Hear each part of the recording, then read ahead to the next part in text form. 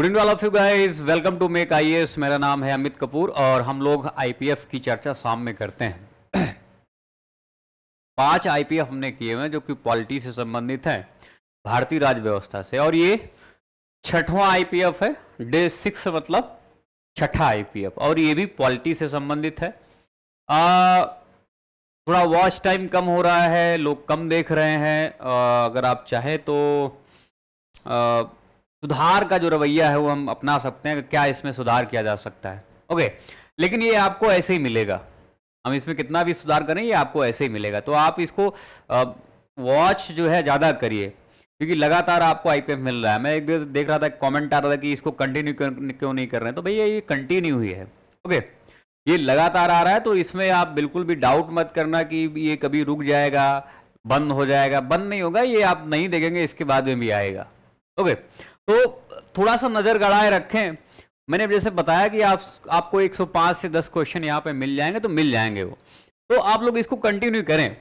Okay, मैं देख रहा था ये कई लोग जो है वो पहले तो ठीक आया, फिर इसके बाद में व्यूज़ जो है ख़राब हो गया, तो ये थोड़ा सा ठीक नहीं है, इसको थोड़ा सा ध्यान में रखें। ओके, तो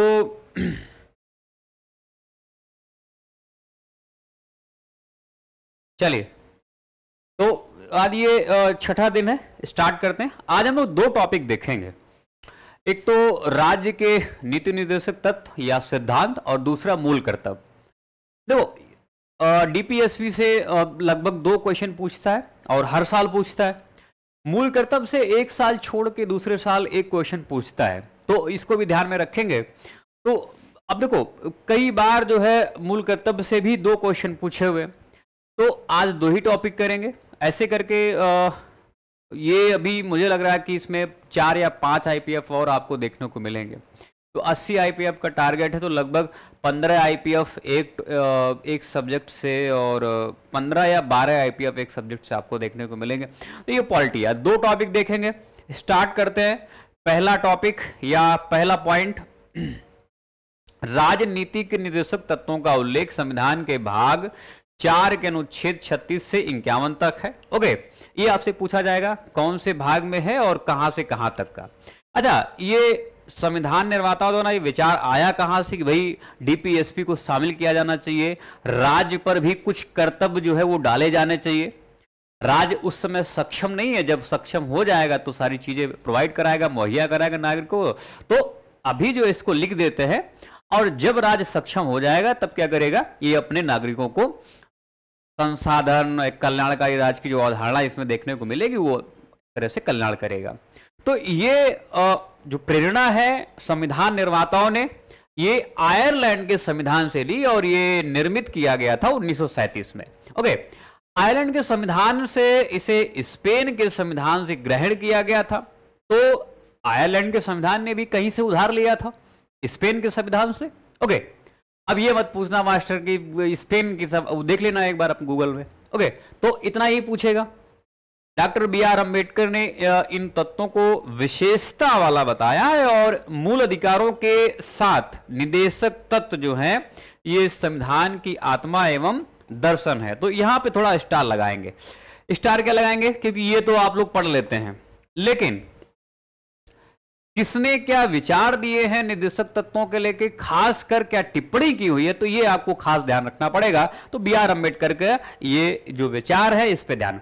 दूसरा, ग्रैनविल ऑस्टिन जो है ये नीति निर्देशक तत्वों और अधिकारों को संविधान की मूल आत्मा ये कहते हैं। दोनों को मिला जुला स्वरूप जो है ये संविधान की आत्मा बोलते हैं। और उधर BR अम्बेडकर भी, वो भी अधिकारों और तत्वों को मिला जुला कर एक विचार देते हैं, और वो विचार क्या है कि ये संविधान की आत्मा और दर्शन है। तो इन दोनों पे आप स्टार लगाएंगे। क्वेश्चन यहां से नहीं पूछा है, प्रबल संभावना है। निदेशक तत्वों की विशेषता है, राज्य की नीति के निदेशक तत्व नामक इस उक्ति से यह स्पष्ट होता है कि नीतियों एवं कानूनों को प्रभावी बनाते समय राज्य इन तत्वों को ध्यान में रखेगा। जब कभी भी नीतियां बनाई जाएंगी राज्य के द्वारा, जब कभी भी कुछ ऐसा प्रावधान किया जाएगा कि चलो कल्याणकारी या कुछ ऐसा काम किया जाए, तो इन नीति निर्देशक तत्वों को ध्यान में रखते हुए। तो इस वजह से संविधान निर्माताओं ने उस समय तुरंत या त्वरित प्रभाव से इनको लागू करने, या जो तमाम सारे तत्व हैं वो राज्य पर जो है एक तरह से आप कह सकते हैं जिम्मेदारी, उनका कर्तव्य समझते उन पे कह सकते हो दिए थे। तो प्रभावी बनाते समय, कानूनों को प्रभावी बनाते समय राज्य इन तत्वों को ध्यान में रखेगा। ये संवैधानिक निकाय या संवैधानिक निदेश जो है तत्व आप कह सकते हैं, या विधायिका, कार्यपालिका और प्रशासनिक मामलों में राज्य के लिए सिफारिशें हैं, एक तरह से सिफारिश की गई है। ये निदेश और जो तत्व आप देख रहे हैं वो कार्यपालिका, न्यायपालिका, ये माफी चाहूंगा, कार्यपालिका, विधायिका और प्रशासनिक मामलों में राज्य के लिए एक तरह से आप ये कह सकते हैं कि सिफारिशें हैं कि भैया ये आप काम करिए। अच्छा, अनुच्छेद 36 के अनुसार भाग 4 में राज्य शब्द का वही अर्थ है जो मूल अधिकारों से संबंधित भाग 3 में। तो आप ये कह सकते हैं कि भाग 3 में जो हमने राज्य की परिभाषा देखी हुई थी कि राज्य क्या है, उसी तरह वही राज्य जो है हमें भाग 4 में दिखाई पड़ता है। तो जब भी हम राज्य की बात करते हैं तो जो हमने भाग 3 अर्थात मूल अधिकारों में राज्य की संकल्पना देखी थी, वही भाग 4 में अर्थात नीति निर्देशक तत्वों में भी बिल्कुल उसी तरह की संकल्पना हमें दिखाई पड़ेगी। निदेशक तत्व भारत सरकार अधिनियम 1935 में उल्लिखित अनुदेशों के समान है। तो ये थोड़ा खास ध्यान रखना, 1935 के अधिनियम के कैसे समान है, मतलब आप ये कह सकते हैं कि उस समय भी जो वहां की उस समय जो कार्यपालिका हुआ करती थी, मतलब जो जब तक हम स्वतंत्र नहीं हुए थे कार्यपालिका हुआ करती थी और वहां की जो विधायिका हुआ करती, व्यवस्थापिका होती थी, उसको जो निर्देश दिए जाते थे बिल्कुल उसी तरह के निर्देश जो हैं ये हमें यहाँ पे दिखाई पड़ते हैं। और ये राज्य के लिए आप कह सकते एक तरह से बाध्यकारी बिल्कुल से भी नहीं है। उधर भी आप देखते कि स्वतंत्रता पहले जो व्यवस्थापिका हुआ करती थी उसको जो निर्देश दिए जाते थे वो भी बाध्यकारी नहीं होते थे। राज्य जो जो जो जो वहां पे व्यवस्थापिका थी वो अपने हिसाब से काम करती थी। ओके, तो आप ये कह सकते हैं कि निदेशक तत्व जो है वो भारत शासन अधिनियम 1935 में उल्लिखित अनुदेशों के समान ही है। आधुनिक लोकतांत्रिक राज्य में आर्थिक, सामाजिक और राजनीतिक विषयों में निदेशक तत्व महत्वपूर्ण है। इसका उद्देश्य आप एक बार समझ लें, उद्देश्य क्या है? लोक कल्याणकारी राज्य का निर्माण करना। इसको स्टार लगाएंगे। ओके, क्या करेंगे? स्टार लगाएंगे इसमें।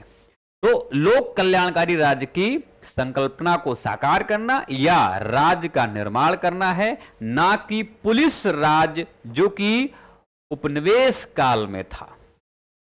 ओके, तो क्या करना है? एक ऐसा राज्य जो लोक कल्याणकारी राज्य हो, तो उसको एस्टैब्लिश करना, उसकी स्थापना करना है, ना कि पुलिस राज्य की स्थापना। तो अब आप समझ गए निदेशक तत्वों की विशेषताओं में कैसे ये काम कर रहे हैं। ओके, तो जहां मैं स्टार लगाऊं आप भी थोड़ा सा स्टार लगाना वहां पे और दोबारा से उसको रीड करना है। ओके, दोबारा से उसको रीड करना है।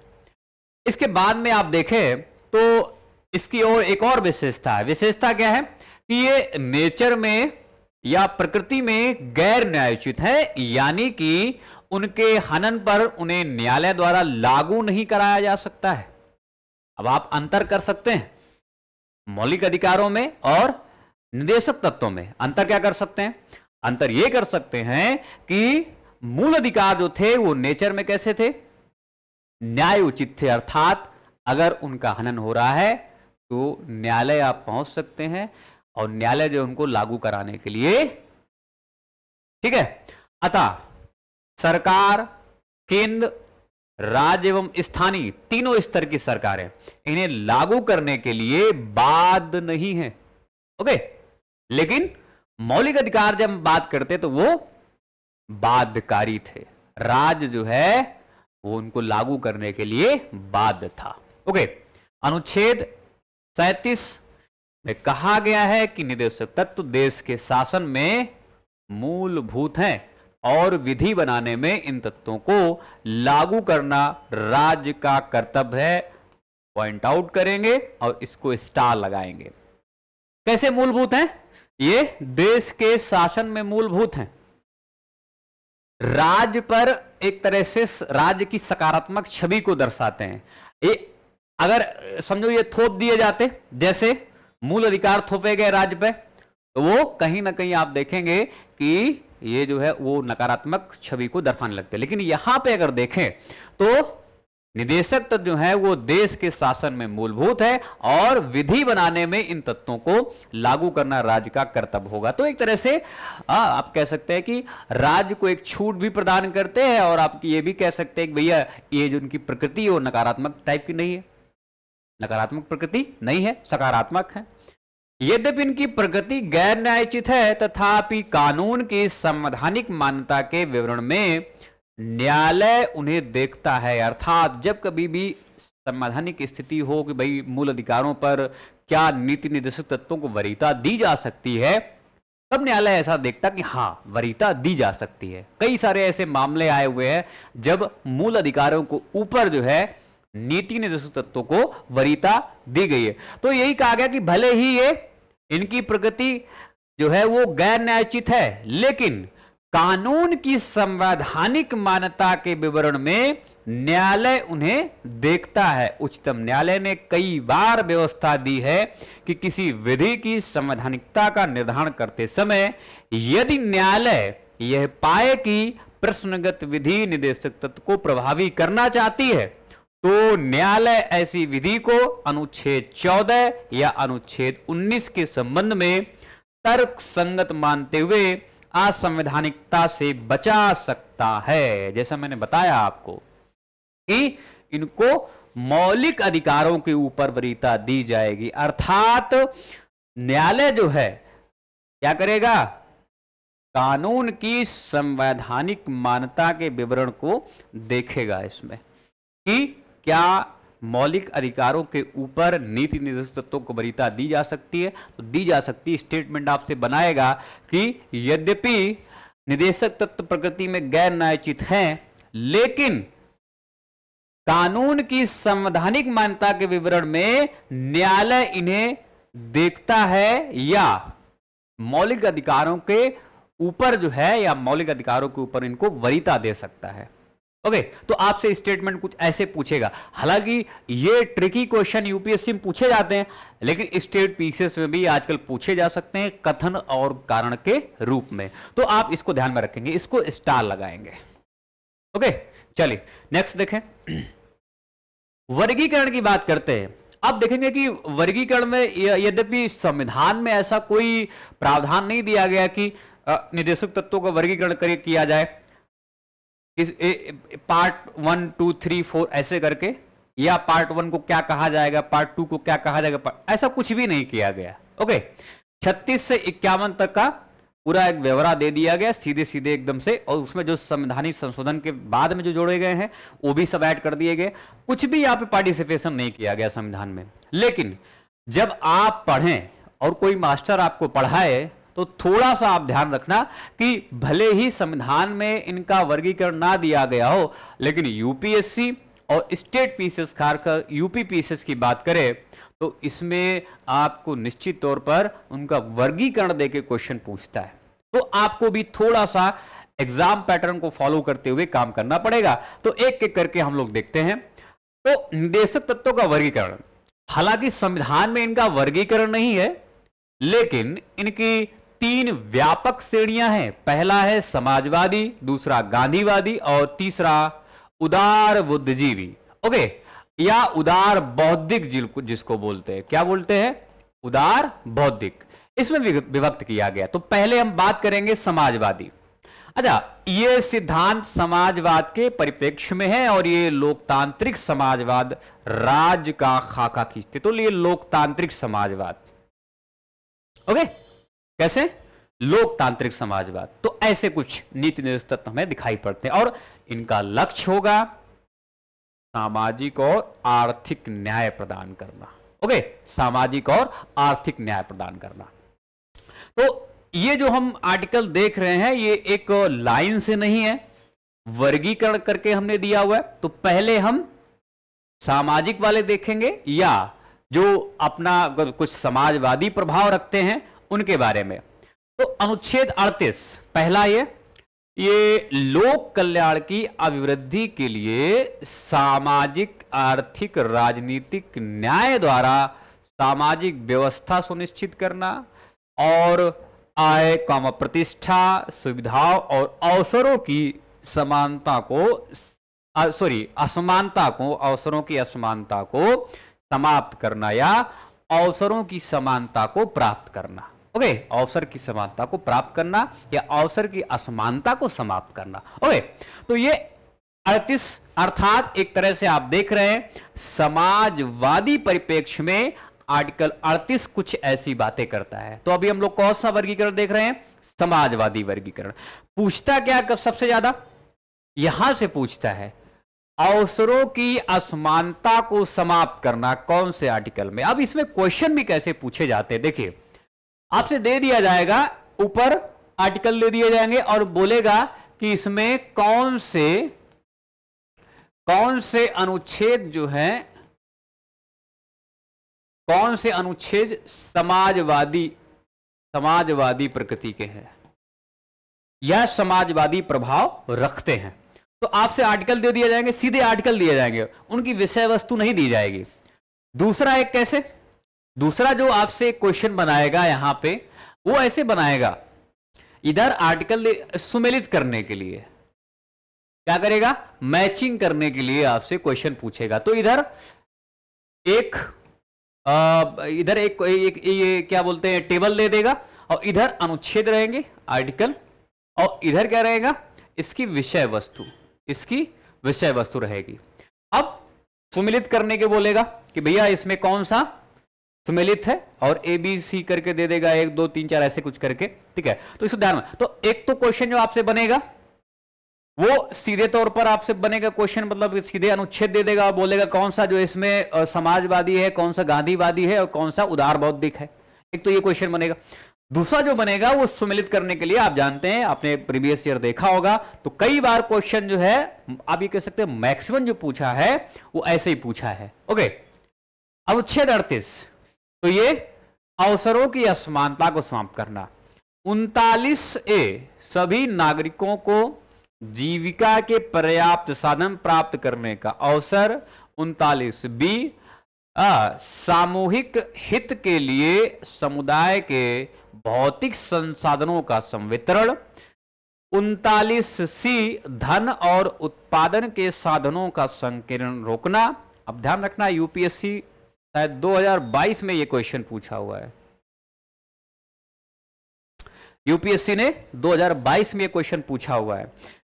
धन और उत्पादन के साधनों का संकेंद्रण रोकना, ये किसमें है आर्टिकल, कौन से उसमें दिया गया, नीति निषेध तत्वों में दिया गया है या मौलिक अधिकार में दिया गया है या प्रस्तावना में दिया गया है। ओके, तो ये या मौलिक कर्तव्य में दिया गया। तो ऐसे आपसे पूछा था, तो ऐसे आप भी थोड़ा सा इसको डीप में जाके पढ़ेंगे। तो 39C धन और उत्पादन के साधनों का संकीर्णन रोकना। 39D पुरुषों और स्त्रियों को समान कार्य के लिए समान वेतन। ओके, 39C ये कर्मकारों को स्वास्थ्य और शक्ति तथा बालकों को जबरदस्ती अगर काम में लगाया जा रहा है तो उससे संरक्षण प्राप्त कराने के लिए। तो ये कौन सा आर्टिकल है, 39E। इसके साथ में एक 39F भी दिया है, इसमें देखिए बालकों को स्वास्थ्य विकास के अवसर प्रदान करने की राज्य को जिम्मेदारी दी गई है, कर्तव्य एक तरह से दिया गया है। ओके, तो 39 में आप देखेंगे तो A B C D E F तक के यहाँ पे क्लॉज दिए गए हैं या सेक्शन दिए गए, तो इनको ध्यान रखेंगे। काफी ज्यादा यहां से क्वेश्चन पूछता है, अलग अलग भाग से पूछेगा। 39A पूछ देगा, कभी 39D पूछ देगा, कभी 39F पूछ देगा या E पूछेगा, तो ऐसा ध्यान रखना। अब देखना, इसमें 39A इकट्ठा दिया गया है। अच्छा, ये जो आपको दिए गए 39(1) भी आप मान सकते हैं, 39(2) भी मान सकते हैं, 39(3) भी मान सकते हैं, 4 भी मान सकते हैं। ओके, ऐसा भी आप इसको कर सकते हैं। ये देखिए 39A इकट्ठा जो दिया गया, ये कॉलम अलग अलग, ध्यान रखना, इधर 39 है और ये 1 भी लिख सकते हैं, इसको 2 भी लिख सकते हैं, इसको 3 भी लिख सकते हैं, लेकिन ये ब्रैकेट में है। लेकिन अगर 39A साथ में लिखा जाए तो इसका मतलब क्या है, और ये आप जानते हैं इसको बाद में जोड़ा गया है, और ये भी समाजवाद की तरफ एक तरह से इशारा करता है। क्या समान न्याय एवं गरीबों को निःशुल्क विधिक सहायता उपलब्ध कराना। ओके, 39 के बाद में फिर 41, ये 40 छोड़ दिया गया है, 40 कहीं दूसरे पे हमें देखने को मिलेगा, हो सकता है कि उदार बौद्धिक में हो या गांधीवादी। तो काम पाने के, शिक्षा पाने के, और बेकारी, बुढ़ापा और ये बीमारी और निरुक्तता की दशाओं में लोक सहायता पाने के अधिकार को संरक्षित करता है। तो एक तरह से आप ये कह सकते हैं काम पाने का अधिकार, एक तरह से अब शिक्षा पाने का अधिकार, बुढ़ापे में या जब जरूरत हो तो उस समय कुछ सहारे की जरूरत हो, तो ये कुछ ऐसी बातें जो है राज्य जो है ऐसा कुछ एक तरह से अपना कर्तव्य निभाएगा और ऐसा कुछ नीतियां बनाएगा। तो ये अनुच्छेद 41 तो एक तरह से क्या है, समाजवाद की तरफ इंगित कर रहा है। इसके बाद में है अनुच्छेद 42, काम की न्याय संगत और मानवोचित दशाओं का तथा प्रसूति सहायता का उपबंध करना। तो ये राज्य की जिम्मेदारी है, प्रसूति सहायता। ओके, तो ये थोड़ा सा। इसके बाद में ये 43 की बात करें तो सभी कर्मकारों के लिए निर्वाह मजदूरी, शिष्ट जीवन स्तर और सामाजिक और सांस्कृतिक अवसर। इसके बाद में है 43A, ये उद्योगों के प्रबंधन में कर्मकारों के भाग लेने के लिए कदम उठाना। और इसके बाद में आप देखें तो ये इसके बाद में आप देखें तो इधर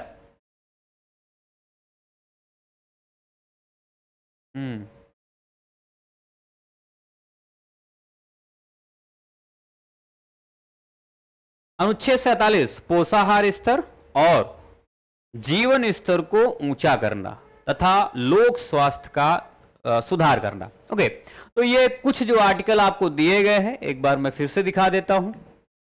इसमें 39, 38, 39, 1, 2, 3, 4 या 39 ABC। इसके बाद में 39A साथ में है अनुच्छेद 41, अनुच्छेद 42, अनुच्छेद 43, 43A और इसके बाद में 47।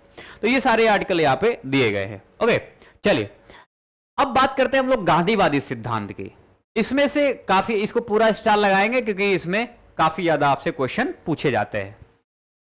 इसकी बात करें तो ये गांधीवादी सिद्धांत है। यहाँ पे गांधीवादी विचारधारा कहा जाता है कि काफी हद तक जो है शामिल किया गया है गांधीवादी विचारधारा को, और आप देखेंगे स्पष्ट रूप से गांधीवादी विचारधारा का प्रभाव हमें दिखता है, संविधान पे भी दिखता है और बाकी जो तमाम सारे मेन सेक्शन हैं उन पे भी दिखाई पड़ता है। क्यों ऐसा है? क्योंकि आप जानते हैं कि राष्ट्रीय आंदोलन में गांधी जी की बहुत आप जानते हैं कि बड़ी भूमिका रही है। तो और इसको ध्यान में रखते हुए गांधीवादी विचारधारा या गांधीवादी सिद्धांत है वो हमें संविधान में काफ़ी ज़्यादा जो है दिखाई पड़ते हैं। तो ये अब चाहे प्रस्तावना से लेके हम लास्ट तक चले जाए, ठीक है, लास्ट वाले भाग तक संविधान के, तो वहाँ तक हमें गांधीवादी प्रभाव देखने को मिलता है। तो इसको ध्यान में रखते हुए थोड़ा सा, तो इसको पूरा स्टार लगाएंगे, इसको जितना भी है सारे इंपॉर्टेंट हैं। ये सिद्धांत गांधीवादी विचारधारा पर आधारित हैं। ये राष्ट्रीय आंदोलन के दौरान गांधी जी द्वारा पुनर्स्थापित योजनाओं का प्रतिनिधित्व करते हैं। गांधी जी के सपनों को साकार करने के लिए कुछ विचारों को निर्देशों में शामिल किया गया है।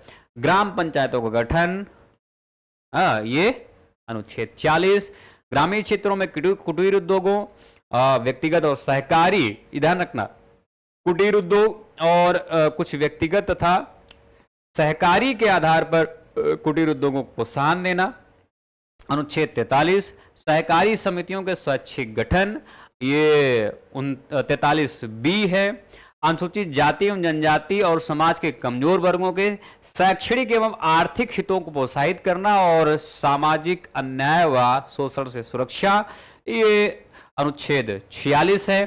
स्वास्थ्य के लिए नुकसानदायक नशीली दवाओं जैसे मदिरा, ड्रग, औषधि प्रयोजनों से भिन्न उपभोग पर प्रतिबंध लगाया है, तो ये अनुच्छेद 47 है। और एक लास्ट जो है गाय, बछड़ा व अन्य दुधारू पशुओं की बलि पर रोक और उनकी नस्लों में सुधार प्रोत्साहन की बात करते हैं। एक तो रोक भी लगाना, दूसरा उनकी नस्लों में सुधार भी करना, तो ये अनुच्छेद 48। तो कुल मिला के 40, 43, इसके बाद में 43 बी, 46 और ये 47 तथा 48, ये कुल मिला के 6 अनुच्छेद गांधीवादी विचारधारा को एक तरह से मान्यता प्रदान करते हैं। उदार बौद्धिक की बात करें, इस श्रेणी में उन सिद्धांतों को शामिल किया गया है जो उदारवादिता की विचारधारा से संबंधित है। जैसे भारत के समस्त राज्य क्षेत्र में नागरिकों के लिए एक समान सिविल संहिता, जिसको हम क्या बोलते हैं, यूनिफॉर्म सिविल कोड की बात करते हैं, यूनिफॉर्म सिविल कोड। तो ये अनुच्छेद 44 में है। तो आप बता सकते हैं कोई एक राज्य या दो राज्य जहां पे यूनिफॉर्म सिविल कोड जो है वो अभी हाल फिलहाल में लागू किया गया, और कोई एक राज्य जो काफी अरसे से यूनिफॉर्म सिविल कोड अर्थात आर्टिकल 44 का तरह से वहां पे ये लागू है। इसके बाद में उदार बौद्धिक में एक और आर्टिकल है, सभी बालकों को 14 वर्ष तक की आयु पूरी करने तक निःशुल्क और अनिवार्य शिक्षा की बात कही गई। ये अनुच्छेद 45। अनुच्छेद 45 की विषय वस्तु जो है वो बदली गई है। इसकी जो विषय वस्तु है इसमें बदलाव किया गया है, और ये बदलाव 2002 में 86वें संविधान संशोधन नियम द्वारा किया गया। तो इसको ध्यान में रखेंगे थोड़ा सा। कृषि और पशुपालन को आधुनिक और वैज्ञानिक प्रणालियों से करना। अब ध्यान रखना, कृषि और पशुपालन ये अलग मुद्दा, ये 48 में है, लेकिन इधर भी एक 48 में दिया गया है, गाय बछड़ा और दुधारू पशुओं की बात कर रहा है। तो इस पे बलि पर रोक और नस्लों में प्रोत्साहन देना, तो ये गांधीवादी विचारधारा। और 48 का दूसरा भाग जो है क्या कह रहा है कि कृषि और पशुपालन को आधुनिक और वैज्ञानिक प्रणालियों से करना, ये 48 का दूसरा है। अब ये गांधीवादी विचारधारा को प्रमोट नहीं कर रहा है, ये क्या कर रहा है, ये उदार बौद्धिक सिद्धांत को प्रमोट कर रहा है। तो ये दूसरा पार्ट है किसका, 48 का। इसके बाद में एक और है 48A, पर्यावरण का संरक्षण, संवर्धन और वन तथा वन्य जीवों की रक्षा करना, ये 48A में दिया गया है। और ये जो भी आपको ए करके बी करके जो दिए जा रहे हैं, ये जितने भी आर्टिकल हैं ये सब बाद में संशोधन करने के बाद ऐड किए गए हैं। तो 48A, तो 48 एक भाग जो गांधीवादी विचारधारा को प्रमोट करता है, एक भाग जो उदार बौद्धिक अर्थात कृषि पशुपालन को आधुनिक वैज्ञानिक प्रणालियों से करना। इसके बाद में पर्यावरण, ये 48 है। फिर एक आर्टिकल या दो आर्टिकल और भी है इसमें, जैसे राष्ट्रीय महत्व वाले घोषित किए गए कुछ कलात्मक और ऐतिहासिक अभिरुचि वाले संस्मारक या स्थान या वस्तु का संरक्षण करना, ये अनुच्छेद 39 में दिया गया है। इसके बाद में राज्य की लोक सेवाओं में न्यायपालिका को कार्यपालिका से पृथक करना, यह अनुच्छेद 50 है। और अंतरराष्ट्रीय शांति और सुरक्षा की अभिवृद्धि करना, राष्ट्रों के बीच न्यायपूर्ण और सम्मानपूर्ण संबंधों को बनाए रखना, अंतरराष्ट्रीय विधि और संधि बाध्यताओं को के प्रति आदर बढ़ाना और अंतरराष्ट्रीय विवादों को मध्यस्थ द्वारा निपटाने के लिए प्रोत्साहन देना, ये अनुच्छेद 51 में दिया गया है। तो आप समझ गए होंगे। तो इसमें एक 44, दूसरा 55, इसके बाद में 48, 48A और इसके बाद में 49, 50 और 51। ओके, तो ये कुछ ऐसे आर्टिकल दिए गए, इसमें 7 आर्टिकल आपको दिखाई पड़ेंगे। तो एक बार थोड़ा सा अगर रिमाइंड कर लें, एक बार थोड़ा सा रिमाइंड कर लें,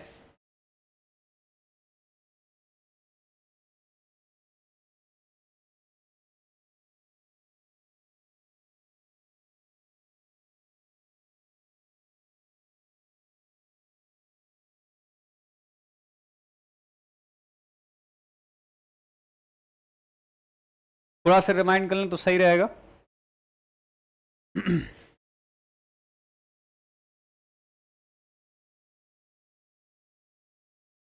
चलिए,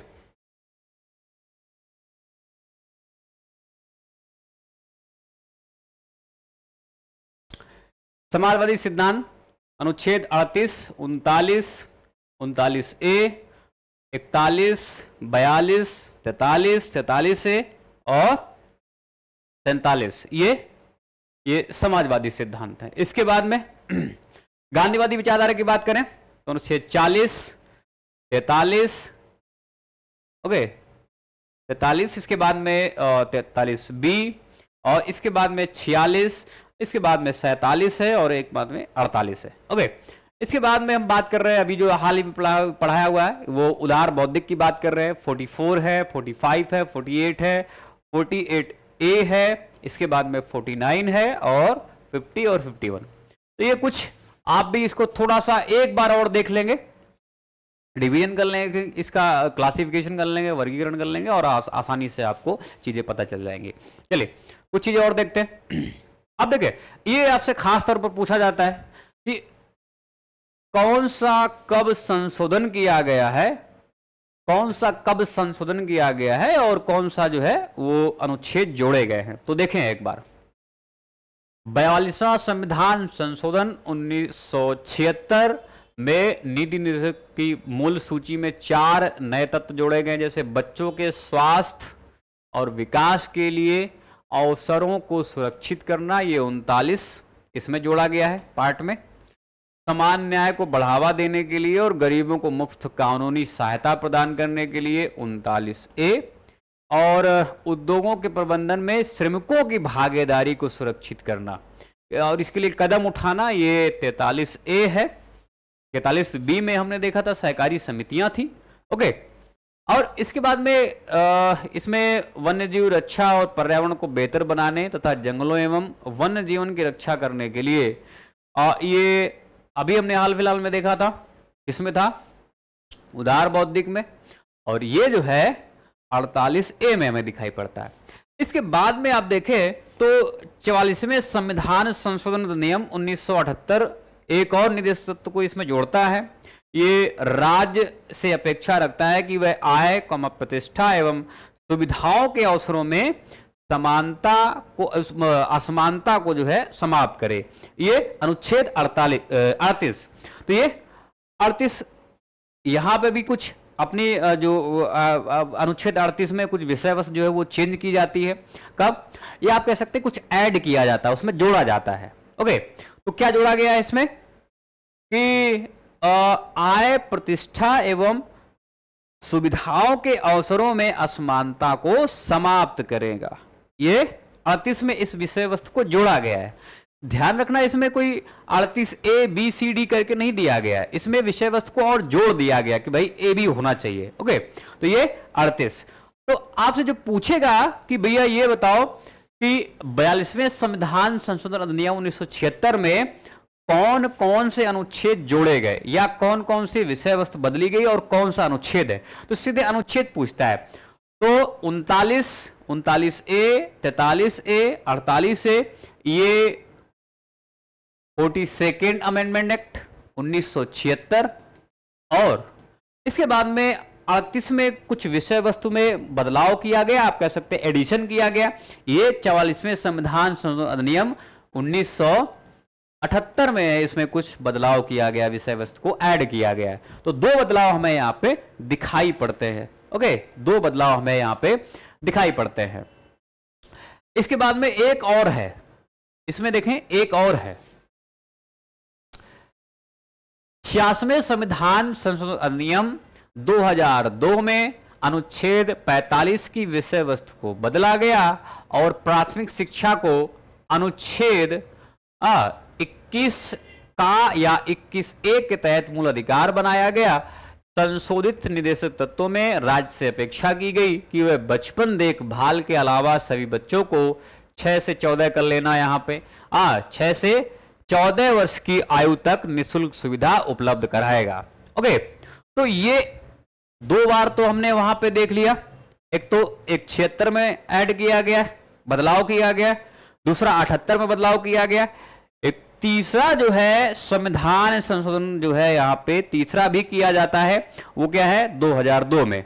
एक और है सहकारी समितियों से संबंधित एक नया 97वां संविधान संशोधन अधिनियम 2011 द्वारा सहकारी समितियों से संबंधित एक नया निदेशक सिद्धांत जोड़ा गया और इसके अंतर्गत राज्यों से अपेक्षा की गई कि वे सहकारी समितियों के स्वैच्छिक गठन, स्वायत्त संचालन, लोकतांत्रिक नियंत्रण, ये निमंत्रण नहीं है, नियंत्रण और व्यवसायिक प्रबंधन को बढ़ावा देना।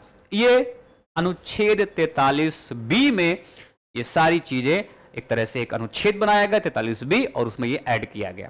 तो कुल मिला के अभी जो आप देख रहे हैं, अब आपसे एक क्वेश्चन पूछा जाएगा कि स्वतंत्रता से लेकर अभी तक नीति निर्देशक तत्वों में कितनी बार संशोधन किया गया है, या कितनी बार कुछ एडिशन किया गया, या कितनी बार संवैधानिक संशोधन किया गया है। ओके, तो 4 बार किया गया है। कब कब किया गया है हमने आपको बताया अभी, कब कब किया गया है।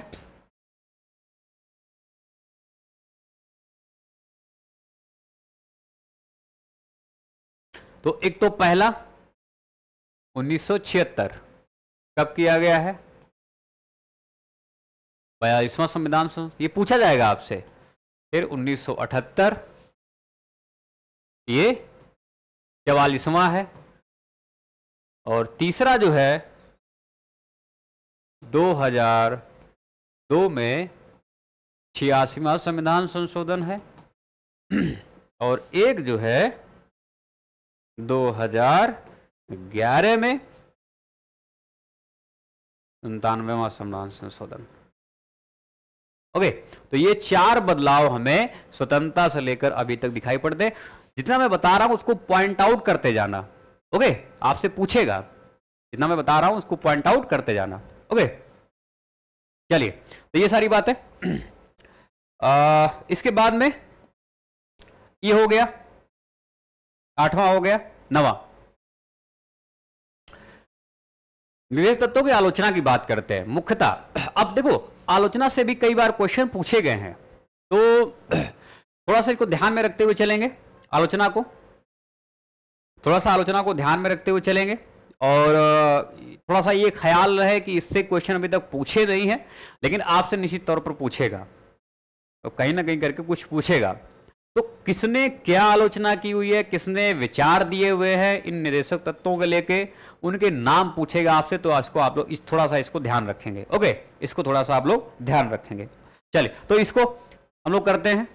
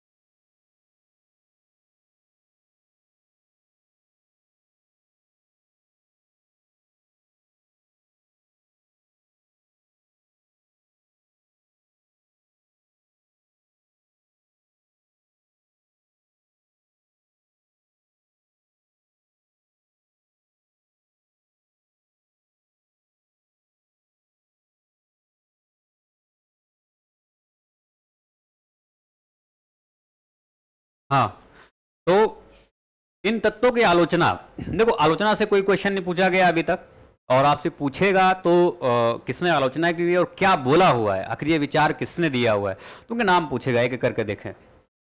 मुख्यतः इनके गैर न्यायोचित चरित्र के कारण इनकी आलोचना की गई है। और केटी शाह ने क्या बोला हुआ है, केटी शाह कहते हैं कि इसे अतिरेक कर्मकांडी बताया इन्होंने, और इसकी तुलना एक चेक जो बैंक में है और उसका भुगतान बैंक संसाधनों की अनुमति पर ही संभव है।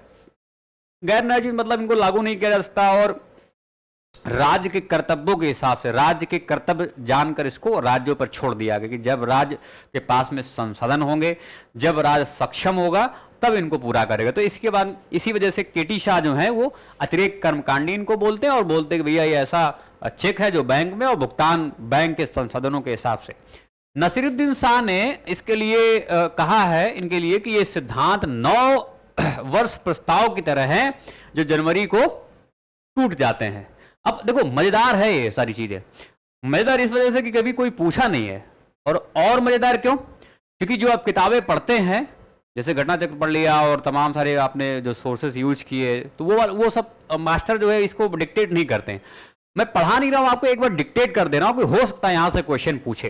ओके, तो इसको थोड़ा सा ध्यान में रखेंगे। तो नसीरुद्दीन शाह ने इसके लिए क्या बोला हुआ? टीटी कृष्णाचारी जो है वो कहते हैं कि भावनाओं का एक स्थायी कूड़ा घर, किसको? निदेशक तत्वों को।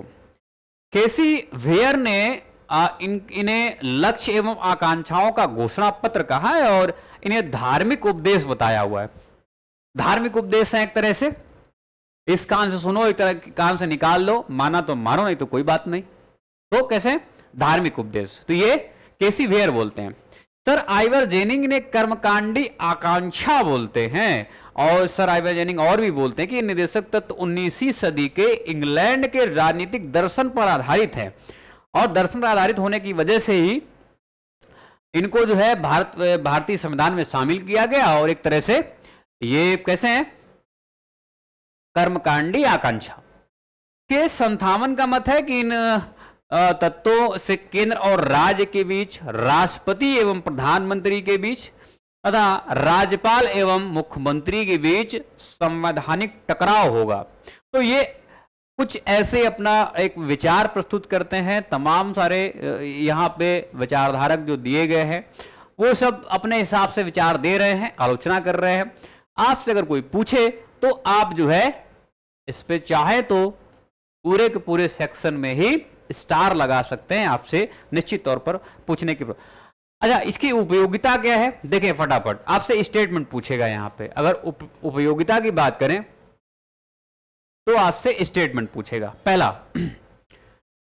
उपयोगिता, ये राष्ट्र के शासन हेतु मूलभूत है। ओके, जैसे हमने बताया था कैसे राष्ट्र के शासन हेतु मूलभूत है, तो एक तरह से प्रतिबंध नहीं लगाते हैं और एक तरह से राज्य को स्वतंत्रता प्रदान करते हैं। भाई जब आपके पास में संशोधन तब तो एक तरह से आप कह सकते हैं कि जो प्रकृति है वो कैसी है? नकारात्मक नहीं, सकारात्मक है, खासकर राज्य के लिए। ओके, तो ये राष्ट्र के शासन में मूलभूत हैं। कूटनीतिज्ञ एल.एम. सिंघवी के अनुसार निदेशक तत्व संविधान को जीवन दान देने वाली व्यवस्थाएं हैं। संविधान के आवरण और सामाजिक न्याय में इनका दर्शन है। भारत के पूर्व मुख्य न्यायाधीश एम.सी. छागला, ये इनका मत है कि यदि इन सभी तत्वों का पूरी तरह पालन किया जाए तो हमारा देश पृथ्वी पर स्वर्ग की भांति लगेगा। अब इसमें स्टार लगाना है एक बार आप। ओके, इसमें स्टार लगाना है, इस वाले पार्ट में इसमें जो है स्टार लगाओ कि अगर इनका पूरी तरह से पालन किया जाए तो ये है हमारा देश पृथ्वी पर स्वर्ग। अच्छा, बी.आर. अम्बेडकर भी बोलते हैं कि इस ओर इंगित किया कि निदेशक तत्वों का बहुत बड़ा मूल है। ये भारतीय राज्य व्यवस्था के लक्ष्य आर्थिक लोकतंत्र को निर्धारित करते हैं। जैसे मूल अधिकार जो है वो राजनीतिक लोकतंत्र की बात कर रहे थे, निदेशक तत्व जो है वो आर्थिक लोकतंत्र को निर्धारित करते हैं, और ये बी.आर. अम्बेडकर के शब्द है। तो इनकी उपयोगिता की बात करें तो कुछ ऐसे उपयोगी ये साबित हो सकते हैं।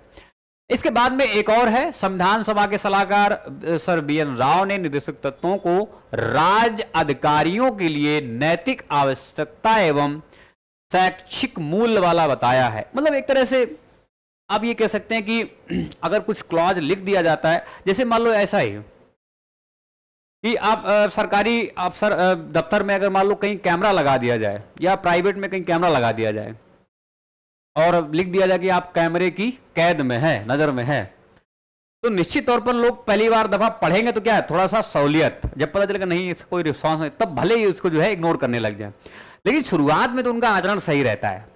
तो निदेशक तत्व जो है बिल्कुल इसी तरह का आचरण करते हैं, हालांकि ये अपने आप में अद्भुत है।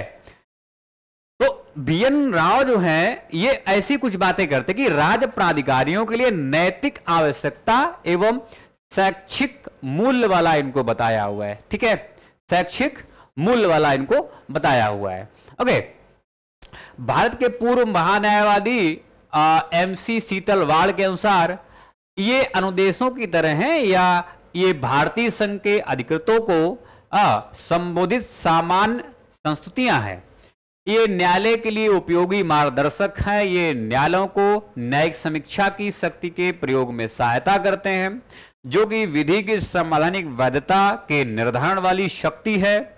ये सभी राज्य क्रियाओं की विधायिका या कार्यपालिका के लिए प्रभुत्व पृष्ठभूमि का निर्माण करते हैं और न्यायालय को कुछ मामलों में दिशा निर्देश देते हैं। तो आप ये कह सकते हैं न्यायालयों के लिए ये एक तरह से उपयोगी मार्गदर्शक है। मतलब जब कभी भी उच्च न्यायालय या माननीय सुप्रीम कोर्ट जब कभी संविधान को एक तरह से आप कह सकते हैं कि व्याख्या करने की बात आती है, या आप ये कह सकते हैं कि कुछ जो है रेफरेंस लेने की बात आती है, तो फिर नीति निर्देशक तत्वों से रेफरेंस ले सकते हैं, या फिर आप कह सकते हैं कि संवैधानिक वैधता को जांचने के लिए भी इनका कई बार प्रयोग किया जाता है। तो इसी वजह से कभी भी स्टेटमेंट आए कि क्या अच्छा मौलिक अधिकार, वो भी हमें मार्गदर्शक तरह लगते हैं, लेकिन खास ध्यान देना कि ये जो नीति निर्देशक तत्व हैं और मौलिक कर्तव्य ये विशेष रूप से न्यायालयों के लिए उपयोगी मार्गदर्शन प्रदान करते हैं। ओके, तो जब कभी भी संविधान या किसी विधि को निर्णय देना हो, तो जब कभी भी ऐसा कुछ हो तो रेफरेंस जो है यहां से लिया जाता है, अर्थात डीपीएसपी से लिया जाता है। अच्छा, एक और इसमें खास बात क्या है, इसमें एक और खास बात है कि ये प्रस्तावना को विस्तृत रूप देते हैं, जिससे भारत के नागरिकों को न्याय, स्वतंत्रता, समानता एवं बंधुत्व के प्रति बल मिलता है। ओके, तो ये हमारे पास में कुछ उपयोगिता वाली बातें कही गई है, तो ये भी उपयोगी है, इधर भी ये भी पार्ट उपयोगी है। छागला साहब जो बोलते हैं वो भी उपयोगी है, बी आर अम्बेडकर साहब बोलते हैं, इधर बी एन राव साहब जो हैं, जो संविधान सभा के सलाहकार हुआ करते थे, उन्होंने भी कुछ वक्तव्य दिए हैं। ओके, तो ये सब वक्तव्य आपको ध्यान रखना है, एक बार रिवीजन कर लेना, एक बार पढ़ लेना, आपको आसानी से ये सब याद हो जाएंगे। ओके, चलिए अब देखते हैं और भी क्या भूमिका अदा करते हैं निदेशक तत्व, एक एक करके हम देखते हैं। ये राजनीतिक, आर्थिक और सामाजिक क्षेत्रों की घरेलू और विदेशी नीतियों में स्थायित्व और निरंतरता बनाए रखते हैं, भले ही सत्ता में परिवर्तन हो जाए। सत्ता में परिवर्तन होने के बावजूद भी ये एक तरह से जो हमारे अंतरराष्ट्रीय संबंध है, जो संधियां हैं, उनको मजबूती प्रदान करते हैं। आप जानते हैं अनुच्छेद 51। ओके, दूसरी क्या भूमिका अदा करते हैं, ये नागरिकों के मूल अधिकारों के पूरक होते हैं, और ये भाग 3 में सामाजिक एवं आर्थिक अधिकारों की व्यवस्था करते हुए रिक्तता को पूरा करते हैं। जैसे क्या रिक्तता है कि वहां पे तो हमने राजनीतिक एक तरह से न्याय की बात कर ली, वहां पे राजनीतिक लोकतंत्र हमने देख लिया, कहां पे, भाग 3 में मौलिक अधिकारों में, लेकिन वहां पे सामाजिक और आर्थिक लोकतंत्र ये हमें दिखाई नहीं पड़ता, कहीं ना कहीं खालीपन रहता है।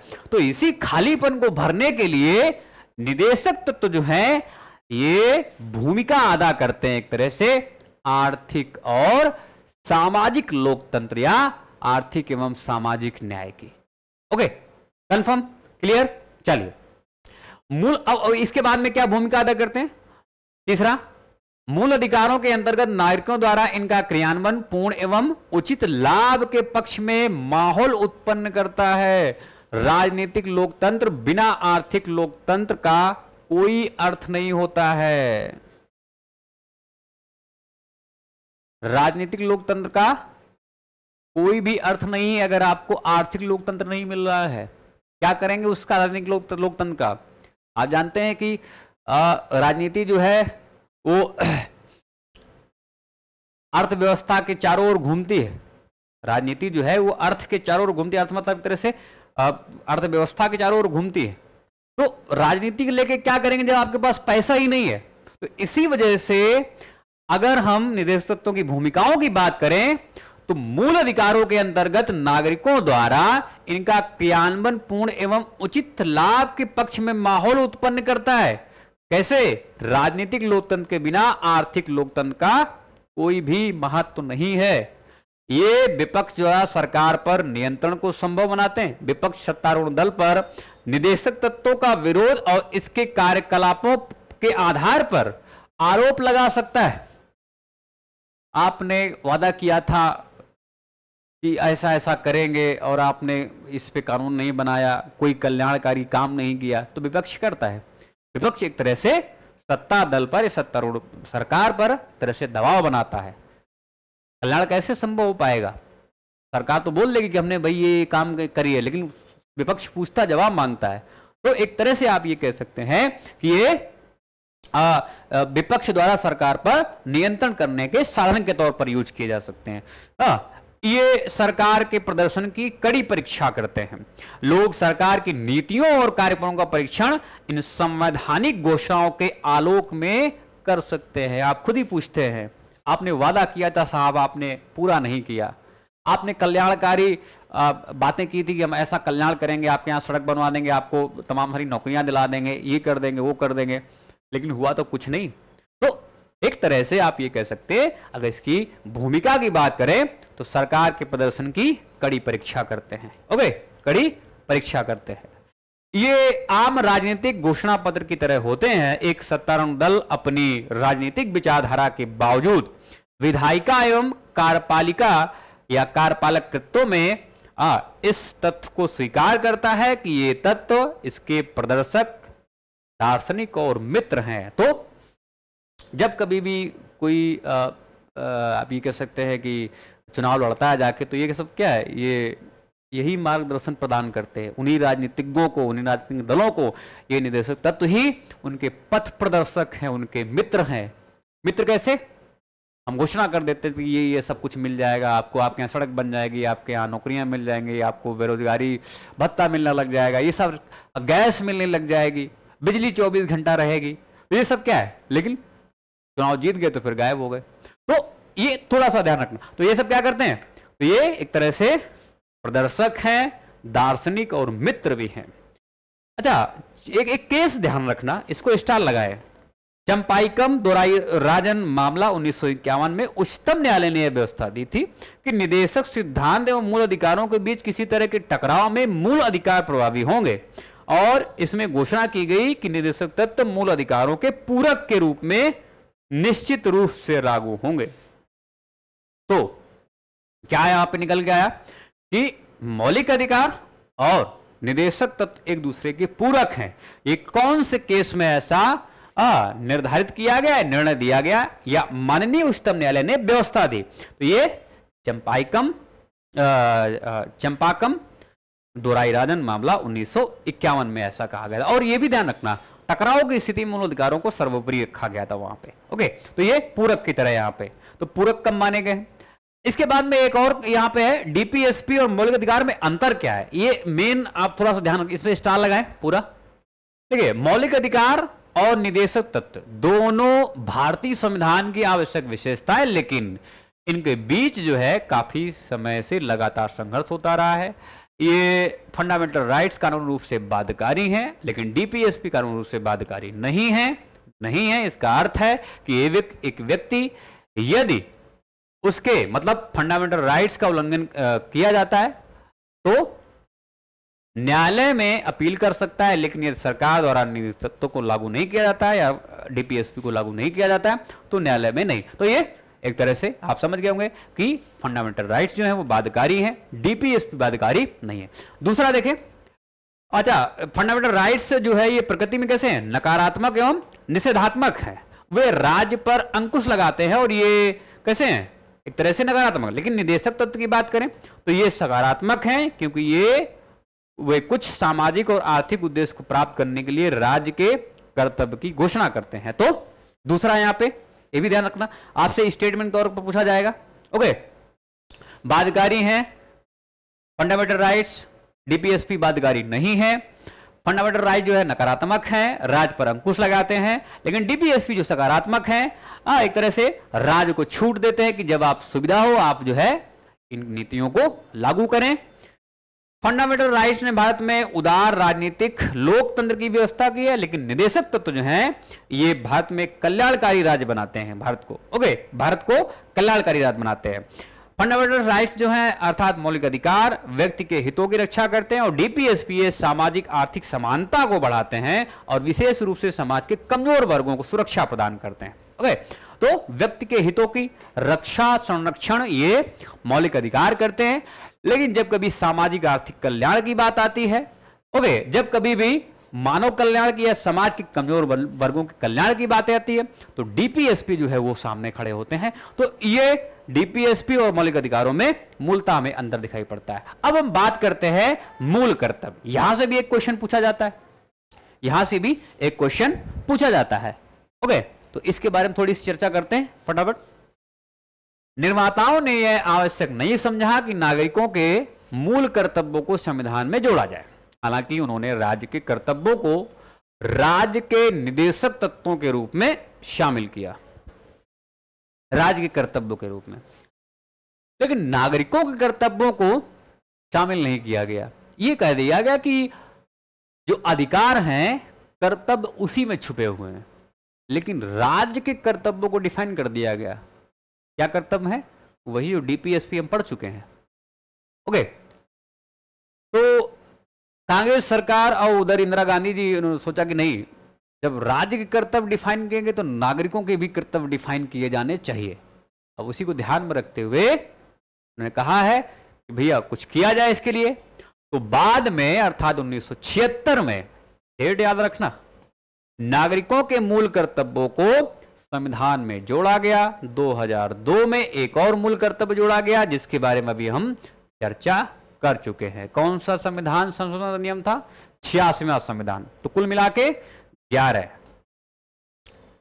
अच्छा, भारतीय संविधान में मूल कर्तव्यों को पूर्व रूसी संविधान से प्रभावित होकर लिया गया है। जो जोड़ा गया 1976 में, ये कहां से प्रभावित है? रूसी संविधान से। आप देखते होंगे कि तमाम सारे ऐसे राष्ट्र हैं जो लोकतांत्रिक राष्ट्र हैं, साम्यवादी राष्ट्र हैं, बहुत ज्यादा कर्तव्यों के बारे में चर्चा नहीं करेंगे। बोला गया कि जो अधिकार है उसी में इनबिल्ड है आपके कर्तव्य, उसी में आपकी ड्यूटी जो है इनबिल्ड है, तो जरूरी नहीं समझा गया। लेकिन रसिया में अर्थात पूर्व सोवियत संघ जो यूएसएसआर था, वहां पे पहले से कर्तव्य हुआ करते थे। फिर इसके बाद में 1945 के बाद की बात करें तो जब जापान का संविधान लिखा गया तो वहां पे भी कर्तव्यों को जोड़ा गया। और अमेरिका ने जबरदस्ती लिखवाया कि चलो कुछ लिख लो, तुम अपने कर्तव्य कर लो, नहीं तो तुम किसी पे जैसे तुम हमेशा जो गोला बारूदी करते रहोगे, बम फेंकते रहोगे, बम मारते रहोगे। तो दो जगह हमें यहाँ पे मूलता दिखाई पड़ता है। कहाँ पे? एक तो पूर्व सोवियत संघ, पूर्व जो संघ जो रसिया संघ था वहां पे, रूस संघ, और इसके बाद में हमें एक और जो कि जापान है। लेकिन जापान से जो जापान के कर्तव्य हैं, जो जापान जो वहां के मौलिक कर्तव्य, वो नहीं लिए गए। हम कहां से अडॉप्ट किए हैं?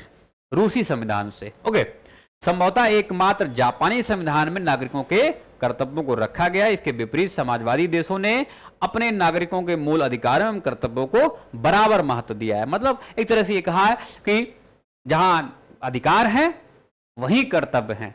ओके, लेकिन भारत ने भी ऐसा किया कि अलग से नागरिकों के कर्तव्यों को डिफाइन किया गया। तो 1976 में देखें, 1976 में कांग्रेस पार्टी ने सरदार स्वर्ण सिंह समिति का गठन किया और जिसे राष्ट्रीय आपातकाल 1975 से 77 दौरान मूल कर्तव्यों कमा उनकी आवश्यकता आदि के संबंध में संस्तुति देनी थी। समिति ने सिफारिश की संविधान में मूल कर्तव्यों का एक अलग पाठ होना चाहिए। केंद्र में कांग्रेस सरकार ने इन सिफारिशों को स्वीकार किया और स्वीकार करते हुए 42वें संविधान संशोधन अधिनियम 1976 को लागू किया और इसके माध्यम से संविधान में एक नए भाग ध्यान रखना, स्टार लगाएं यहाँ पे, कई बार कंफ्यूज करते हैं। कौन सा है? 4 का भाग 4 का को जोड़ा, या 4A आप भी लिख सकते हैं यहाँ पे, 4A को यहाँ पे जोड़ा। और इस नए भाग में केवल अनुच्छेद, एक ही अनुच्छेद था, वो कौन सा? अनुच्छेद 51 का या 51A। तो एक भाग जोड़ा गया और उस भाग में केवल एक अनुच्छेद जोड़ा गया। कौन सा? 51 का। कौन सा? 51 का जो है वो जोड़ा गया। चलिए, तो इसके बाद में जिसमें पहली बार नागरिकों के 10 मूल कर्तव्यों का विशेष उल्लेख किया गया।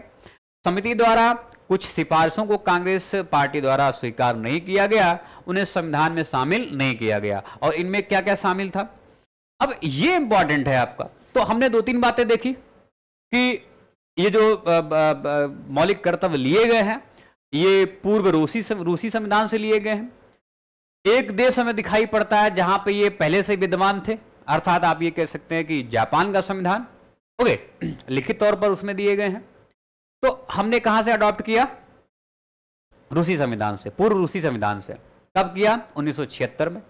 और जब स्वर्ण सिंह समिति आई तो कांग्रेस सरकार ने कहा कि भाई राज्य के कर्तव्य तो निर्धारित कर दिए गए हैं, लेकिन नागरिकों के जो अधिकार हैं, जो ये जो कर्तव्य हैं वो निर्धारित नहीं किए गए, तो इनके लिए भी हमें एक अलग जो है कुछ करना चाहिए। तो उसने कहा कांग्रेस सरकार ने कि भाई इसके लिए कुछ करना चाहिए। तो 1976 में 42वां संविधान संशोधन लाया गया। स्वर्ण सिंह समिति ने सिफारिश की कि भैया ये है, तो उसमें से कुछ कांग्रेस सरकार ने जो है, केंद्र सरकार में कांग्रेस सरकार थी तो उसने कुछ स्वीकार किए, बाकी जो है कुछ स्वीकार नहीं किए। और स्वीकार करते ही क्या किया गया, संविधान में संशोधन किया गया और इसमें कुछ ऐड किया गया। ऐड करते ही क्या क्या किया गया इसमें देखें तो एक भाग अलग से 4 का जोड़ा गया और एक अनुच्छेद केवल जोड़ा गया, जो कौन सा है, अनुच्छेद 51 का। अब इसमें ध्यान रखना कि जब ये सिफारिश की गई तो सरकार ने कौन से वो प्रावधान नहीं माने, यहां से आपसे क्वेश्चन पूछेगा, यहां से आपसे स्टेटमेंट देके क्वेश्चन पूछेगा, तो इसको आप लोग ध्यान रखना। ओके, अब मैं एक बार जो है इसको डिक्टेट करता हूं, वे कौन से ये प्रावधान जो शामिल नहीं किए गए। देखिए, पहले तक कि संसद किसी आर्थिक दंड या सजा का प्रावधान तब कर सकती है जब कोई भी या कोई किसी कर्तव्य के अनुपालन से इनकार कर दे। तो ये जो ये स्वर्ण सिंह समिति ने सुझाव दिया था, लेकिन ये मना कर दिया कि इसको हम नहीं मानेंगे। ओके, स्टार भी लगाएंगे और ये ध्यान से सुनते हुए चलेंगे। दूसरा था कि मूल अधिकारों के लागू करने के आधार पर या मूल कर्तव्यों के अरुचिकर होने के आधार पर कोई भी कानून इस तरह का अर्थदंड या सजा लगाने का प्रावधान अदालत द्वारा नहीं करेगा। ओके, तो इसको भी मना कर दिया गया, पहला भी मना कर दिया और दूसरा भी मना कर दिया कि अर्थदंड नहीं होगा, अर्थदंड नहीं होना चाहिए। ओके, इसके बाद में तीसरा है कि कर अदायगी भी नागरिकों का मूल कर्तव्य होना चाहिए, इसको भी मना कर दिया गया। तो ये 3 जो सिफारिशें थी स्वर्ण सिंह समिति की 1976 में, वो मना कर दी गई कि भाई ये नहीं किए जाएंगे। ये मौलिक कर्तव्य जो है वो स्वेच्छा के आधार पर, स्वेच्छा के आधार पर, ओके, स्वैच्छिक है पूरी तरह से, कोई मान रहा कोई नहीं मान रहा। हाँ, लेकिन अलग से प्रावधान बनाए गए उसके लिए कानून बनाए गए, अधिनियम बनाए गए, जिससे कर्तव्यों का एक तरह से पालन हो सके और उसमें सजा का प्रावधान भी किया गया। लेकिन डायरेक्टली मौलिक कर्तव्यों में ये प्रावधान नहीं जोड़े गए जिससे सजा का प्रावधान किया, सजा जो है दी जा सके नागरिकों के, अगर कर्तव्यों का पालन नहीं करेंगे। ओके, तो ये सारी बातें यहाँ पे जो ऐड की गई, तो ये मना कर दिएगा। ये तो 3 जो है पूरी तरह से मना कर दी गई। चलिए अब देखते हैं क्या दिया गया है 51 का में। 51 का के अनुसार भारत के प्रत्येक नागरिक का कर्तव्य होगा कि वह पहला संविधान का पालन करे, उनके आदर्शों, संस्थाओं, राष्ट्रध्वज, राष्ट्रगान का आदर करे। दूसरा, स्वतंत्रता के लिए हमारे राष्ट्रीय आंदोलन को प्रेरित करने वाले उच्च आदर्शों को हृदय में संजोए रखे और उनका पालन करे। तीसरा, भारत की संप्रभुता, एकता, अखंडता की रक्षा करे और उसको अक्षुण्ण बनाए रखे। चौथा, देश की रक्षा करे और आह्वान किए जाने पर राष्ट्र की सेवा करे। अब इसके बाद में ध्यान रखना, यहां तक तो राष्ट्र की बात की गई है, संविधान की बात की गई है, राष्ट्र की बात की गई है, देश की बात की गई है, संविधान की बात की गई। ओके, चलिए 5वां, भारत के सभी लोगों में समरसता और समान भ्रातृत्व की भावना का निर्माण करे, जो धर्म, भाषा, प्रदेश या वर्ग आधारित सभी भेदभाव से परे हो, ऐसी प्रथा का त्याग करे जो स्त्रियों का सम्मान के विरुद्ध हो। ध्यान रखना, आपसे क्वेश्चन कुछ ऐसे सुमेलित करने के लिए पूछे जाएंगे कि 51A1 में क्या है, 51AB में क्या है, 51AC में क्या है, कुछ ऐसे आपसे पूछेगा। तो 51 51A 5 में क्या है, और ज्यादा जो पूछता है वो यही पूछता है कि ऐसी प्रथाओं का त्याग करे जो स्त्रियों के सम्मान के विरुद्ध। छठा, हमारी संस्कृति की गौरवशाली परंपरा का महत्व समझे और उसका परिरक्षण करे, परिरक्षण करे मतलब एक तरह से रक्षा करे। सातवां है प्राकृतिक पर्यावरण की जिसके अंतर्गत वन, झील, नदी, वन्यजीव आते हैं, इनकी रक्षा करे और उनका संवर्धन करे और प्राणी मात्र के प्रति दया भाव रखे। आठवां, वैज्ञानिक दृष्टिकोण, मानवतावाद, ज्ञानार्जन तथा सुधार की भावना का विकास करें। नवा, सार्वजनिक संपत्ति को सुरक्षित रखे और हिंसा से दूर रहे। दसवां, व्यक्तिगत और सामूहिक गतिविधियों के सभी क्षेत्रों में उत्कर्ष की ओर बढ़ने का सतत प्रयास करें, जिससे राष्ट्र निरंतर बढ़ते हुए प्रगति और उपलब्धि की ऊंचाइयों को छू ले। इसके बाद में ये जो है 11वां, तो 10 जो है वो यहां तक, ये जो 10 हैं ये ऐड किए गए 1976 में। कौन सा? 42वां संविधान संशोधन। जो 11वां है इसे सन 2002 में 86वां संविधान संशोधन अधिनियम द्वारा ऐड किया गया। अब ऐड करके क्या बोला गया कि 6 से 14 वर्ष तक की उम्र के अपने बच्चों को शिक्षा के अवसर उपलब्ध कराना यह कर्तव्य, हमने जैसे बताया 86वें संविधान संशोधन अधिनियम वर्ष 2002 के द्वारा जोड़ा गया है। तो ये आपको थोड़ा सा रटना पड़ेगा, एक दो बार और देखना पड़ेगा कि कैसे कैसे बातें हुई हैं। अगर इसकी की पॉइंट की बात करें तो की पॉइंट हम यहां पे आपको बता सकते हैं। तो की पॉइंट देखें एक बार, अगर आपको याद हो जाए तो ज्यादा आसानी है। की पॉइंट की बात करें तो पहले में देखें, पहले में संविधान, राष्ट्रध्वज और राष्ट्रगान। मैं की पॉइंट बता रहा हूं आपको, बाकी आप सम्मान आदर अपने आप में जोड़ लेना। पहला अगर याद करना है तो संविधान, राष्ट्रगान, राष्ट्रध्वज। ओके, ये पहला है। दूसरा राष्ट्रीय आंदोलन, दूसरा जो है राष्ट्रीय आंदोलन, ये की पॉइंट है। स्वतंत्रता के लिए राष्ट्रीय आंदोलन जो तमाम सारे व्यक्तित्व थे उनके बारे में, उनके आदर्श, उनका पालन करना, तो राष्ट्रीय आंदोलन है। तीसरा है भारत की संप्रभुता, एकता, अखंडता या भारत की रक्षा। ओके, या ये ज्यादा उचित लग रहा है तो इसको आप ध्यान रखेंगे की पॉइंट, भारत की संप्रभुता। एक ही की पॉइंट से आप काम चला लेंगे, भारत की प्रभुता, एकता और अखंडता। ओके, तो यहां से भी इसको आप चला लेंगे। तो लगभग 10 मिनट बाद इसको हम फिनिश करने वाले हैं, ठीक है? 10 मिनट बाद इसको फिनिश कर देंगे हम लोग। ओके, तो अगर की पॉइंट की बात करें तो की पॉइंट पहले में संविधान, राष्ट्रध्वज, राष्ट्रगान, दूसरे में राष्ट्रीय आंदोलन और तीसरे में भारत की संप्रभुता, एकता, अखंडता, और इसके बाद में चौथे में देश की रक्षा। ओके, राष्ट्र की सेवा या देश की रक्षा, देश की रक्षा। इसके बाद में पांचवें में भ्रातृत्व की भावना, भ्रातृत्व की भावना और स्त्रियों का सम्मान। ठीक है, भ्रातृत्व की भावना और स्त्रियों का सम्मान। ओके, तो ये आपका पांचवा होगा। की पॉइंट में बता रहा हूं, तो पहले में क्या था? संविधान, राष्ट्र, राष्ट्रगान, दूसरे में राष्ट्रीय आंदोलन और तीसरे में भारत की संप्रभुता और चौथे में देश की रक्षा, पांचवें में भ्रातृत्व की भावना और स्त्रियों का सम्मान, और छठे में हमारी जो है संस्कृति, हमारी संस्कृति, इसका महत्व, हमारी संस्कृति और इसका महत्व। इसके बाद में सातवें में आप सीधे तौर पर प्राकृतिक पर्यावरण के बारे में बात कर सकते हैं।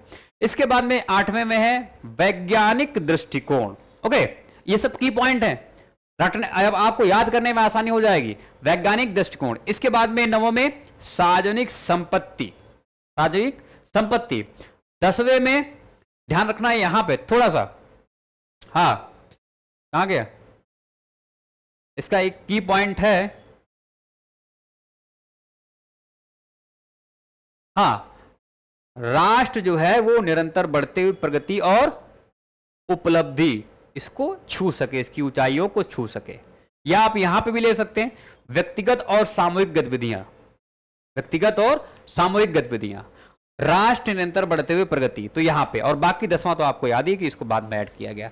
तो इसमें की पॉइंट है संविधान पहले में, दूसरे में राष्ट्रीय आंदोलन, तीसरे में राष्ट्र की सभ्यता प्रभुता, इसके बाद में चौथे में देश की रक्षा है, और पांचवें में भातृत्व की भावना और रिश्तों का सम्मान है, छठे में हमारी संस्कृति का महत्व, इसके बाद में सातवें में प्राकृतिक पर्यावरण है, इसके बाद आठवें में वैज्ञानिक दृष्टिकोण है, 9वें में सार्वजनिक संपत्ति है, 10वें में व्यक्तिगत और सामूहिक गतिविधियां जैसे राष्ट्र निरंतर बढ़ते हुए प्रगति कर सके, और 11वां। तो इसको आप ऐसे याद कर सकते हैं। विशेषता क्या है? पहली विशेषता है कि इनमें से कुछ नैतिक कर्तव्य हैं तो कुछ नागरिक कर्तव्य हैं, कुछ नैतिक कर्तव्य हैं तो कुछ नागरिक कर्तव्य हैं। उदाहरण की बात करें तो स्वतंत्रता संग्राम के उच्च आदर्शों का सम्मान एक नैतिक दायित्व है, जबकि राष्ट्र ध्वज राष्ट्रगान का आदर जो है ये नागरिक कर्तव्य है। तो नैतिक और नागरिक कर्तव्य। इसके बाद में दूसरा विशेषता है कि इसमें मूल भारतीय परंपरा, पौराणिक कथाओं, धर्म तथा पद्धतियों से संबंधित है। दो शब्दों में कहें तो मूलतः भारतीय जीवन पद्धतियों में आंतरिक कर्तव्यों को वर्गीकृत किया गया। तीसरा है मूल कर्तव्यों या कुछ मूल अधिकार जो सभी लोगों के लिए हैं, चाहे वो नागरिक हो या विदेशी। लेकिन इसकी विशेषता देखें, मूल कर्तव्य केवल और केवल नागरिकों के लिए है, ना कि विदेशियों के लिए। चौथी विशेषता है कि निदेशक तत्वों की तरह मूल कर्तव्य भी कैसे हैं? गैर न्यायोचित हैं, अर्थात ध्यान रखना संविधान में सीधे न्यायालय के जरिए उनके क्रियान्वयन की व्यवस्था नहीं दी गई है, अर्थात इनका अगर हनन होता है तो आप इनको लागू नहीं करा सकते। तो यह विशेषता है, कुछ नैतिक कर्तव्य है तो कुछ नागरिक हैं। और इसके बाद में भारतीय परंपरा, पौराणिक कथाओं और धर्म तथा पद्धतियों से संबंधित है इनके मूल। और इसके बाद में यहाँ पे ये केवल और केवल नागरिकों को प्राप्त है, ये कैसे हैं? गैर न्यायोचित हैं। ओके, इसके बाद में इनका महत्व की बात करें तो महत्व में अपने अधिकारों का प्रयोग करते वक्त ये नागरिकों को अपने देश के प्रति कर्तव्य की याद दिलाते हैं। मूल कर्तव्य राष्ट्र विरोधी या समाज विरोधी गतिविधियां जैसे राष्ट्र ध्वज को जलाने, सार्वजनिक संपत्ति को नष्ट करने के खिलाफ चेतावनी के रूप में है। मूल कर्तव्य नागरिकों के लिए प्रेरणा स्रोत हैं और उनमें अनुशासन और प्रतिबद्धता को बढ़ाते हैं। मूल कर्तव्य अदालतों को किसी विधि को संवैधानिक वैधता एवं उनके परिरक्षण या परीक्षण के संबंध में सहायता करते हैं। मूल कर्तव्य द्वारा लागू किए जाते हैं और उनमें से किसी के भी पूर्ण ना होने पर या असफल रहने पर संसद उनमें उचित अर्थदंड या सजा का प्रावधान कर सकती है। तो ये महत्व है, ध्यान रखना।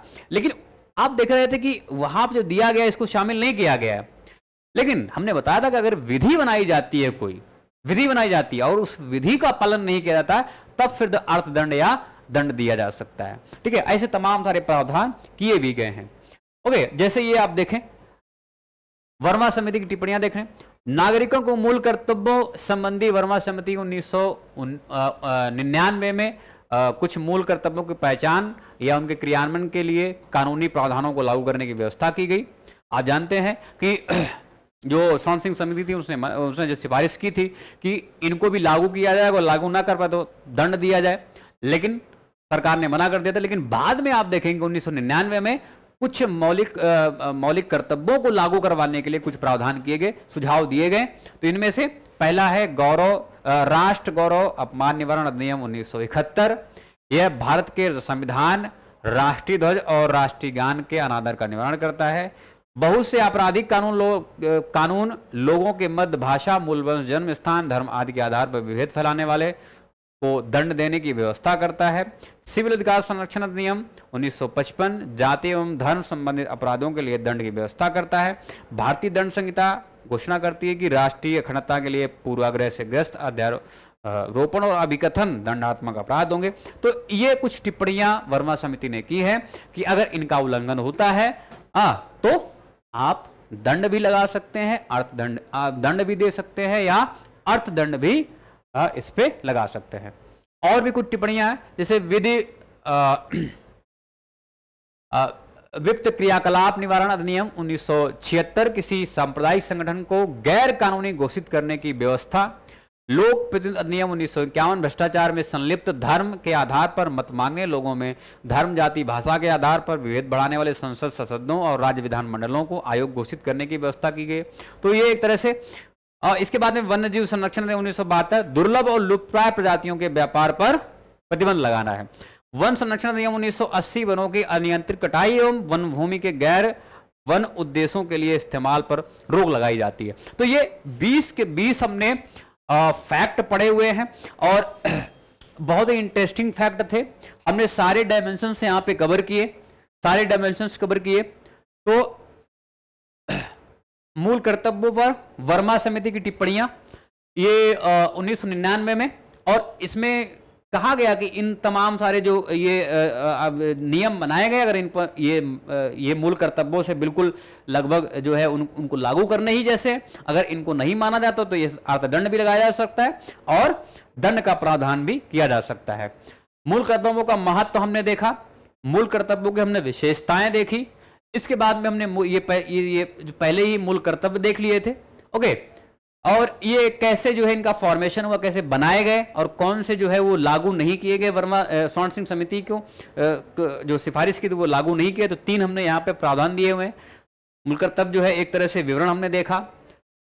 इसमें ये हमने बात की तो मौलिक अधिकार और डीपीएसपी में अंतर क्या है।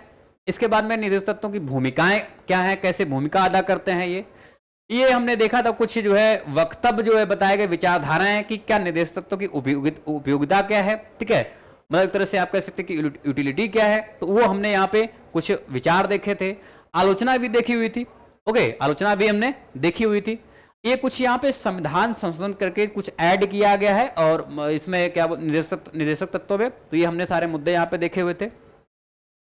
ये और भी तमाम सारी बातें हमने की हुई है, जैसे जो संशोधन द्वारा जोड़े गए हैं इसमें कौन कौन से जो है वो अधिनियम है, और ये हमने तमाम सारे यहाँ पे देखे। तो ये आपको यहाँ पे फिनिश होता है। इसकी जो पीडीएफ मिलेगी वो पीएमपी प्रोग्राम चलता है मेक आईएएस में, प्रीलिम्स मेंटरशिप प्रोग्राम, यहाँ से आपको इसकी पीडीएफ मिल जाएगी, यहाँ से इसकी आपको पीडीएफ मिल जाएगी। तो इसको लो और इसको आप देखते रहें। अभी जो हम लोग 7वां आईपीएफ करेंगे उसमें कुछ जो है संघ सरकार, राष्ट्रपति, उपराष्ट्रपति और केंद्रीय मंत्रिपरिषद, प्रधानमंत्री, लोकसभा, राज्यसभा, ये सारे मुद्दे हम एक साथ में क्लियर कर लेंगे। Okay, thanks all of you, take care, bye bye, good night all of you guys.